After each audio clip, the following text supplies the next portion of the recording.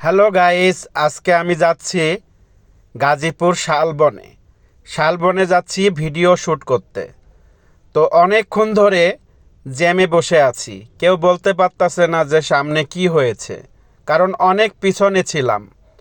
তো কিছু দূর আগানোর পরে দেখলাম যে গার্মেন্টসের শ্রমিকরা রাস্তা আটকায় রাখছে। গার্মেন্টসের শ্রমিকরা বেতন পায় নাই, গার্মেন্টসের মালিকরা বেতন দেয় নাই, এই জন্য তারা রাস্তায় নেমে রাস্তা আটকে রাখছে। কি একটা অবস্থা!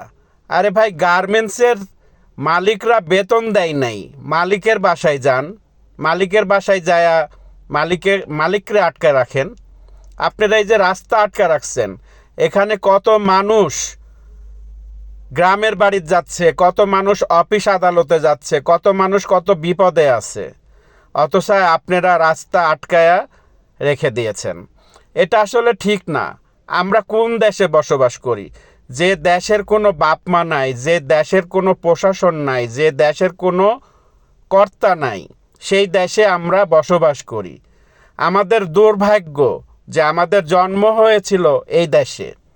আমরা আসলে এখন কোথাও যাইতে পারতাছি না, কারণ এমন একটা বয়সে আসছি আমরা যে কোথাও কোনো দেশে আমরা যাইতে পারতাছি না, কোনো একটা চিপায় আমরা আটকায় আছি।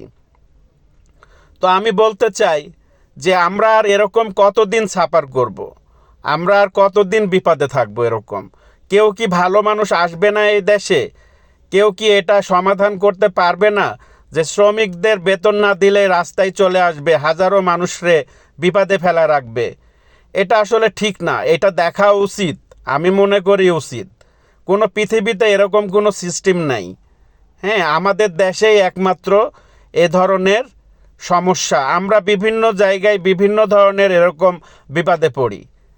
আমরা কোথায় যাব, কি করব, নিজেরাই জানি না। দেখুন, আর্মিরা ঘোরাঘুরি করতেছে, তারাও চেষ্টা করতেছে অনেকক্ষণ ধরে এই ঝামেলাটাকে সরানোর জন্য। উশৃঙ্খল মানুষ যে কোনো সময় বিপদে ফেলে দিতে পারে, যে কোনো সময় গাড়ি ঘোড়ার পুরো অ্যাটাক করতে পারে।